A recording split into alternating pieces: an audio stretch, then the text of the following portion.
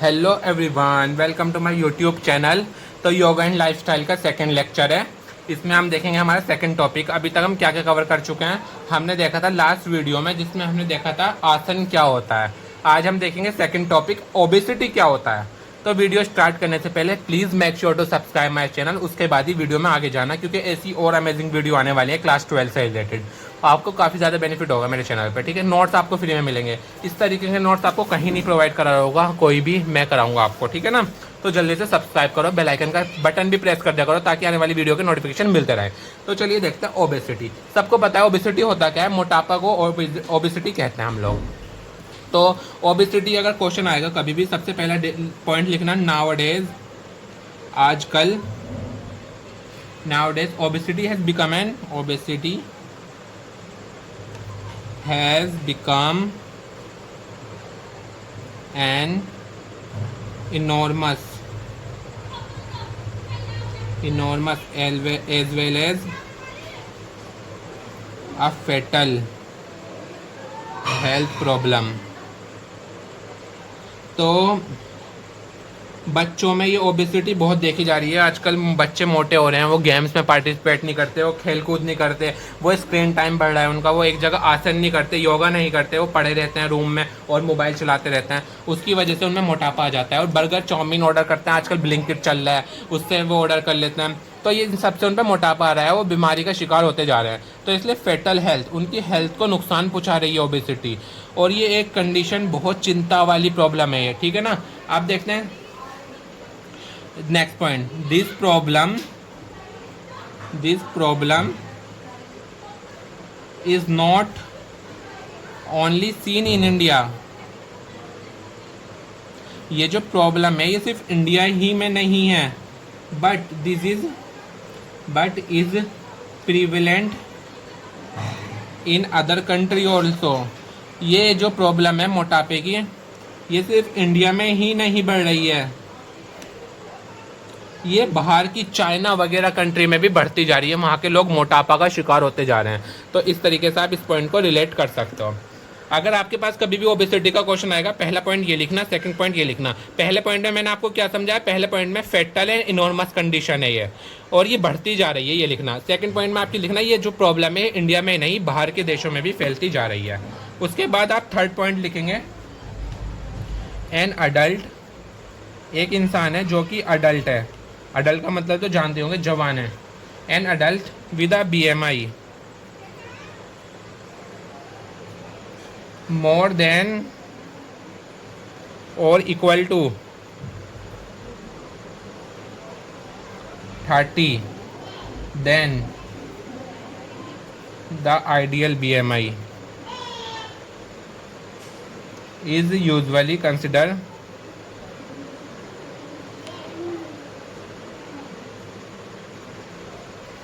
To the obese. देखो ये point आपको थोड़ा कंफ्यूजिंग लगेगा, मैं इसको समझा देता हूँ। मैंने लास्ट वीडियो में बताया था कि जिस इंसान की BMI 30 से ऊपर आ रही है या 30 आ रही है, वो पर्सन को मोटापा कहा जाएगा, ओबेज पर्सन कहा जाएगा। तो ये अपने वर्ड में लिख लेना है, थोड़ा हार्ड लाइन हो गई है, इसे अपने वर्ड में लिख देना। N adult with BMI more then 30 और 30 के इक्वल, वो ओबेज है। तो ये वर्ड मतलब तुम अपने वर्ड्सों में ट्विल्ट कर सकते हो। तो नेक्स्ट पॉइंट देखो,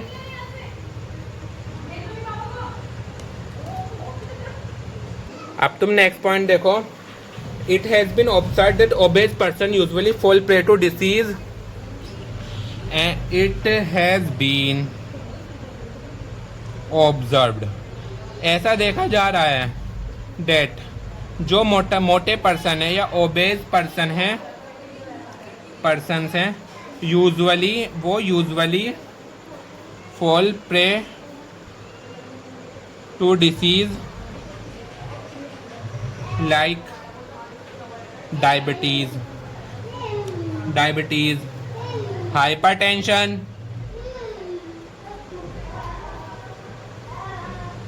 और cardiovascular diseases, cancer, flat foot, liver malfunction।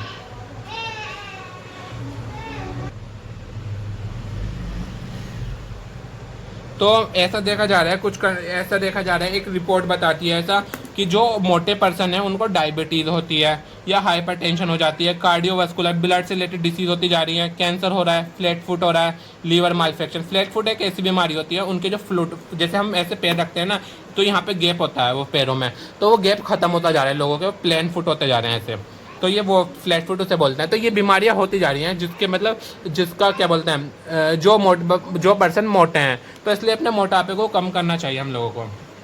आप देखेंगे BMI होती क्या है। BMI ये मैंने लास्ट वाले चैप्टर में भी कराई थी। BMI की फुल फॉर्म है body mass index. Body mass, ये क्वेश्चन ये वाला MCQ आ सकता है, MCQ इसे लगा लो, MCQ आ सकता है ये। तो बॉडी मास इंडेक्स होती है। BMI को निकालने का एक फॉर्मूला होता है, BMI को निकालने का एक फॉर्मूला होता है वेट इन kg, ऊपर वेट रखो और फॉर्मूले में नीचे हाइट इन मीटर का स्क्वायर, ये एक फॉर्मूला होता है।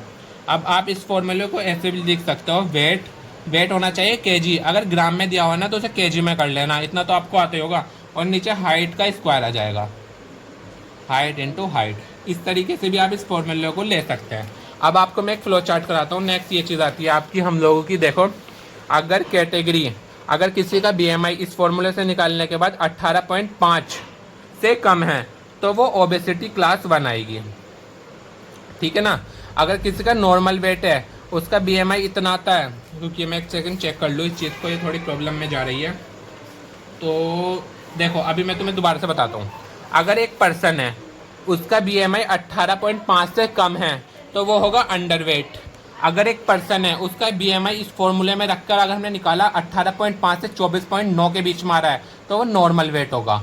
अगर किसी का BMI 25 से 29.9 के बीच में आ रहा है तो वो पर्सन ओवर वेट होगा। ये भी आप बनाकर आ सकते हो, इससे अच्छा इंप्रेशन जाएगा एग्जामिनर पे। अगर किसी का BMI 30 से 34.9 आ रहा है तो वो ओबेसिटी क्लास 1 होगी। अगर किसी पर्सन की BMI 35 से लेकर 39.9 आ रही है तो उसका ओबेसिटी क्लास सेकंड में आएगा। मतलब ये 3 कैटेगरी हैं जो ओबेसिटी वाले पर्सन को दर्शाती है। 30 से 34.9 से ओबेसिटी क्लास 1 होगी, 35 से 39.9 से तक ओबेसिटी क्लास 2 होगी, और अगर किसी की BMI 40 आ रही है, ये 40 होगा गाइस, 40 के करीब आ रही है, उसकी होगी ओबेसिटी क्लास 3। इस तरीके से आप देख सकते हो। आप देखेंगे हमने इतना कर लिया ओबेसिटी में। ये नोट्स आपको लिखे हुए मिल सकते हैं, आप 50 रुपये पे करके इन्हें खरीद सकते हो। काफ़ी सारे बच्चों ने लिए थे लास्ट टाइम, उनके फुल में से फुल मार्क्स आए थे, तो आप देख लेना इनको, ठीक है ना। आप देखेंगे हम इतना करके आना आप, उसके बाद नेक्स्ट टॉपिक देखेंगे हम। अगर आपको ओबेसिटी कम करनी है, अगर कोई मोटा है तो वो इन आसन को कर सकता है। कौन कौन से आसन है वो?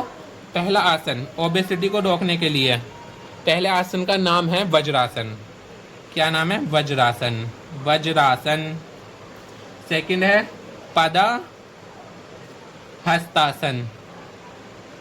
पदाहस्तासन। तीसरा जो आसन है वो है ऊर्ध्वा हस्तासन।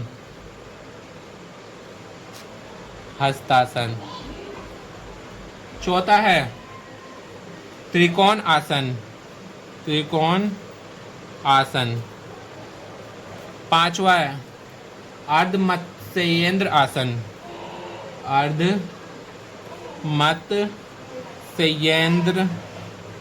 कुछ लोगों को ये बड़ा कंफ्यूजिंग लग रहा होगा कि क्या नाम आ गए, कुछ समझ नहीं आ रहा, कुछ नहीं हो रहा, तो ये नाम रटने पड़ेंगे। मैंने भी अपने टाइम पे रटे थे, उस टाइम पे हमें पता नहीं होता था। अब तो मैं योगा करता हूँ, मुझे सबके नाम याद हैं, ठीक है ना। तो सबसे पहले मैं दिखा देता हूँ आपको वज्रासन क्या होता है। देखो वज्रासन होता है ये, अगर हम ऐसे बैठ जाते हैं, इस टाइप से बैठ के हम योगा करते हैं, तो इस वाले योगा स्टेप को वज्रासन बोलते हैं। यह है पदाहस्तासन, जो कि मैंने सेकंड वाला नाम लिखा है, पदाहस्तासन। इस तरीके से जमीन से अपने हाथ टच करते हैं, देखो ये रहा पदाहस्तासन। तो ऊपर वाले आसन को वज्रासन बोलते हैं। इसको आप ऐसे याद रख सकते हो, आपने यहाँ पर वी बनाया हुआ है, यहाँ पर वी बन रहा है, तो ये वज्रासन हो गया, यहाँ पर वी बन रहा है, ठीक है ना। और इसे पदाहस्तासन क्यों बोलेंगे तो यहाँ पर पी बन रहा है, पी देखो ये रहा, इस तरीके से पदाहस्तासन बोल सकते हैं, ठीक है ना। इसकी ट्रिक होती है। अब देखते हैं हम नेक्स्ट ऊर्ध्वा आसन। अब देखो यहाँ पे यू बन रहा है, ये रहा यू, इस तरीके से ये ऊर्ध्वा वो हो जाएगा। अब देखते हैं त्रिकोण आसन। ये यहाँ पे टी बन रहा है, ऐसे टी, ये रहा। अब देखो यहाँ पर ए बन रहा है, ये अर्ध मत्स्य आसन हो गया ए, ये रहा ए। इस तरीके से आपको एक्सप्लेन हो गया होगा। अब मैं तुम्हें सिंबल बताता हूँ इन्हें याद करने के, रुक जाओ।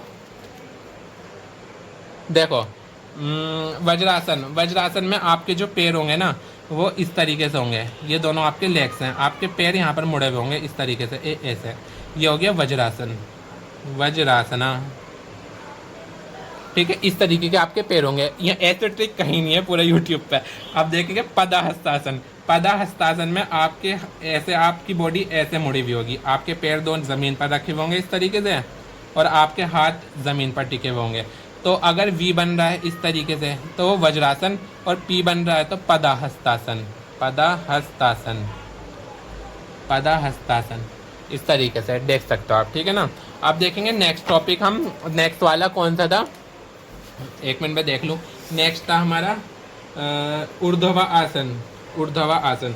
तो ऊर्ध्व आसन में आपके दोनों हाथ ऐसे होंगे, यहाँ पर आपका मुंह रखा हुआ होगा और आपकी बॉडी नीचे पैर ये रहे, तो ये हो गया आपका क्या, ऊर्ध्व आसन, ऊर्ध्व हस्तासन। ये रहा आपका यू बन रहा है। ठीक है ना ऊपर। अब देखेंगे हम अपना त्रिकोण आसन। त्रिकोण आसन में आपका मुंह इधर होगा, आपका एक हाथ ऊपर जा रहा होगा, एक हाथ ऊपर ऐसे जा रहा होगा, ये आपकी बॉडी होगी, यहाँ पे पैर होगा, यहाँ पे पैर होगा, यहाँ पे, तो आपका टी बन रहा है इस तरीके से, त्रिकोण आसन। अब देखेंगे नेक्स्ट हमारा, उसमें आपका पैर एक ऐसा होगा, एक फ्लैट पैर ऐसा होगा, आपका ये ए बन रहा है, आपका मुंह यहाँ पर होगा। ठीक है ना। तो ये ए टाइप बन रहा है ऐसे, तो ये बना हुआ आपका अर्धमत्स्य।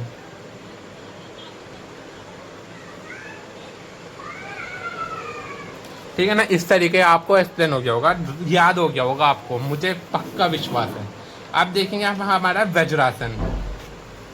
वज्रासन, नील डाउन ऑन द ग्राउंड। आप एक ग्राउंड पे बैठोगे, आप ग्राउंड में बैठोगे सबसे पहले, with our knees ankle and toes touching the ground. आपका नीज भी ग्राउंड को टच करेगा, आपका मतलब नीज क्या बोलता है, घुटना, आपके हैंड भी ग्राउंड पे, एंकल भी, टोज भी, सब ग्राउंड पे लगेगा। आपका ऐसे वी बन रहा होगा। Your toes should be stretch backward. आपके जो पैर के अंगूठे होंगे वो पीछे को मुड़े हुए होंगे। पाल्म्स ऑफ योर हैंड और नीज, आपके जो हाथ होंगे, पाम होंगे, वो आपके घुटनों पे रखे होंगे। आप देखेंगे ब्रीथिंग शुड बी डीप। आपको और तेज तेज सांस लेनी है, ये आपका प्रोसीजर है पूरा। आपको इसी तरीके से लिखाना है। अगर वज्रासन के बारे में पूछेगा, ओबेसिटी के बारे में आपसे ये पूछ सकता है कौन कौन सा आसन करने चाहिए, तो मैंने आपको 5 बताए हैं। सबसे पहली जो ट्रिक थी वो वी थी, दूसरी जो ट्रिक थी वो वी के बाद पी थी, पी के बाद आपकी क्या थी, V P, V P, V P के बाद क्या थी, यू थी, वी पी यू, यू के बाद क्या था आपका, वी पी यू टी थी, टी के बाद ए था। इस तरीके से आप याद रख सकते हैं। तो ये आपकी इसके बेनिफिट देखेंगे, आपकी मेमोरी पावर बढ़ाएगी, आपको सोचने की क्षमता ज़्यादा बढ़ाएगी, ये आपके हेल्पफुल इन इम्प्रूविंग आपकी कंसंट्रेशन को बढ़ाएगी। आप जब एक ही जगह बैठोगे तो आप करके देखना, इससे आपकी मेमोरी बढ़ेगी, कंसंट्रेशन बढ़ेगी, इस तरीके से आप याद कर सकते हो। Cures problem related to menstruation. किसी गर्ल्स को मेंस्ट्रुएशन ब्लीडिंग यानी उसको मेंस्ट्रुअल फ्लूइड, उनको पीरियड्स बार बार आते हैं, पीरियड्स में प्रॉब्लम हो जाती है, ये उसको भी ठीक करेगी। कॉन्ट्रा इंडिक्शन, अब देखते हैं ये जो आसन है, कॉन्ट्रा इंडिक्शन का मतलब है किस किस को नहीं करना चाहिए। अगर कोई किसी के जॉइंट में पेन है, घुटनों में दर्द होता है, उसको ये आसन नहीं करना चाहिए। किसी के स्पाइनल कॉर्ड यानी बैक में स्पाइनल कॉर्ड में प्रॉब्लम है, उसको भी ये आसन नहीं करना चाहिए। अब देखेंगे दूसरा पदाहस्तासन। सबसे पहले इसका प्रोसीजर देखेंगे, फिर बेनिफिट देखेंगे, फिर कॉन्ट्राइंडिक्शन देखेंगे। सबसे पहले bend forward until the fingers and palm of the hand touch the floor. आपको इस तरीके से बेंड होना है जब तक आपके हाथ के जो पाम है वो आपका जमीन पर ना टच कर जाए। Try to touch the knees straight. आपको ट्राई करना है जो आपके घुटने हैं वो सीधे रहें, आपके मुड़े ना, कोई कोई क्या कर सकता है घुटने मुड़ जाते हैं ना, करके देखना। उसके बाद एक्सेल वाइल बेंडिंग फॉर, आपको लंबी लंबी सांसें छोड़नी है इसमें, ये आपका प्रोसीजर हो गया। इसके benefit, make the body flexible, ये बॉडी को फ्लेक्सिबल बनाएगा, लचीली बनाएगा। इंप्रूव ब्लड सर्कुलेशन, आपका ब्लड सर्कुलेशन बढ़ेगा, आपको आपका ब्लड जल्दी दौड़ेगा आपकी बॉडी में। ये एक्सेसिव बेली फैट, अगर किसी के बेली पे फैट है, बेली पे मोटापा है, बेली पर, तो वो घटेगा। आप देखिएगा कॉन्ट्राइंडिक्शन, पर्सन है बैक पेन, किसी पर्सन के कमर में दर्द रहता है, उसको ये आसन नहीं करना चाहिए। तो हमारा वी पी खत्म हो चुका है। अब हम देखेंगे यू, ऊर्ध्वा हस्तासन। ये मैंने बताया था आपको, यू बनेंगे, हमें हाथ ऊपर उठाने हैं और पैरों के पंजे भी उठाने हैं, ये वो वाला आसन है। अगर किसी को वॉशरूम जाने की प्रॉब्लम होती है, किसी की सुबह सुबह फ्रेशन अप नहीं होते, उनके वॉशरूम नहीं आती, टॉयलेट नहीं आती, तो वो ये आसन भी कर सकते हैं, उनको ये बहुत बेनिफिशियल रहेगा। अब देखें, बिगिन बाय एज्यूमिंग तड़ासन। ये तड़ासन की तरह होता है, तड़ासन मैं आगे कराऊंगा उसी की तरह होता है, उसी का छोटा भाई है। Stand with your arms at your side. आपको दोनों हाथ इस तरीके से स्ट्रेट करने हैं, इस तरीके से देख सकते हैं आप वीडियो में। Make your arms are parallel to each other. आपको ये श्योर करना है कि आपकी आर्म्स जो है ना पैरेलल लाइन आपने पढ़ी होंगी बायो मैथ में। आप इसके बेनिफिट देखते हैं। It gives the belly a good stretch. ये ना बेली को गुड स्ट्रेच देगा, आपकी बेली में खिंचा हुआ आएगा, इनहांस होगी belly. It enhance body posture. ये बॉडी का पोस्चर भी बढ़ाएगा, ब्लड सर्कुलेशन को बढ़ाएगा, आपका खून जल्दी दौड़ेगा। कॉन्ट्राइंडिक्शन, किस किस को ये आसन नहीं करना चाहिए? जिसके शोल्डर और गर्दन में इंजरी है, उस पर्सन को ये आसन नहीं करना चाहिए, ठीक है ना। तो हम हर आसन का प्रोसीजर पढ़ रहे हैं पहले, उसके बाद बेनिफिट पढ़ रहे हैं, फिर उसके बाद कॉन्ट्राइंडिक्शन। और आप चाहो तो डायग्राम भी बनाते आ सकते हो। मैं बताऊंगा, जब मैं 12th में फिजिकल एजुकेशन का प्रैक्टिकल दे रहा था ना, तो प्रैक्टिकल वाले ने मुझसे ये बोल दिया था वज्रासन करके दिखाओ। अब मुझे वज्रासन ही नहीं आता था, मेरे वहीं मार्क्स कटे थे 10 नंबर। वज्रासन करवा के दिखा लेगा वो प्रैक्टिकल वाला, ठीक है ना। तो ये करके जाना फिजिकल में। अब देखें त्रिकोण आसन, यानी टी से टी बनाना होगा। मैं straight with your legs apart, then raise the arm sideways up to the shoulder level, bend the trunk sideways and rise the right hand upward. It increase height, it reduce anxiety, back pain. अब आपको एक हाथ तो ऐसे रखना है, एक हाथ ऐसे रखना है, एक हाथ जमीन पे मिलाना है, एक हाथ ऊपर ले जाना है, इस तरीके से। देखो, एक हाथ से तो आपको पैर का टो घुटना पकड़ना है और एक हाथ ऊपर आसमान में ले जाना है। अब आपके बेंड द ट्रंक, इस तरीके से प्रोसीजर पढ़ लेना। इसका बेनिफिट देखेंगे, इट इंक्रीज हाइट, ये हाइट को बढ़ाएगा। It reduce anxiety, back pen. किसी किसी को एंग्जाइटी अटैक होता है, तो वो एंग्जाइटी अटैक इस वाले आसन से कम हो जाएंगे। किसको ये आसन नहीं करना चाहिए? अगर किसी पर्सन को बार बार लूज मोशन होता है, डायरिया होता है, उसको ये आसन नहीं करना चाहिए। किसी का हाई या लो ब्लड प्रेशर रहता है, उसको भी ये आसन नहीं करना चाहिए। आत्मत्स्येंद्र आसन। अब ए, लास्ट में था ए। हमारे कैसे कैसे शुरू हुआ था? सबसे पहले तो हमारा वी था, वी के बाद पी था, पी के बाद यू था, यू के बाद टी था, टी के बाद ए था। The left heel is kept under the right thigh. आपको जो लेफ्ट हील है ना, आपके पैर की लेफ्ट हील, उसको राइट थाई के अंदर डालना है। समझ गए ना? राइट थाई के अंदर डालना है। Tongue sideways, head back to the right. और आपको ना अपने मुंह को दूसरी तरफ घुमाना है, इस तरीके से देख सकते हो आप। आपको ना जो आपका राइट हैंड है, उससे आपको लेफ्ट नीज पकड़नी होगी, राइट नीज को आपको मोड़ना है और आपका फेस उल्टी तरफ होगा। समझ गए ना इस वीडियो में? इस तरीके से।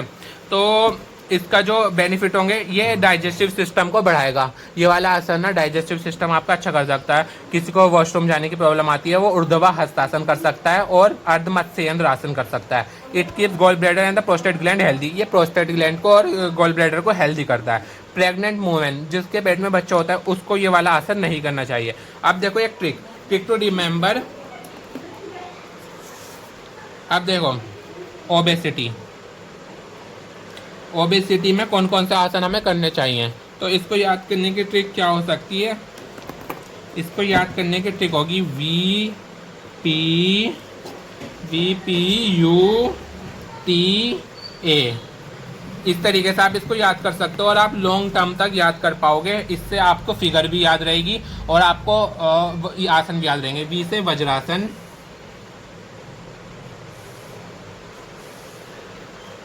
पी से क्या था गाइस? वज्रासन के बाद पदाहस्तासन,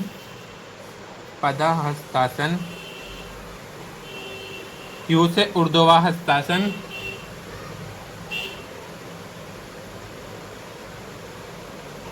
त्रिकोण आसन, ए से अस्येंद्र आसन, अर्धमत्स्येंद्र,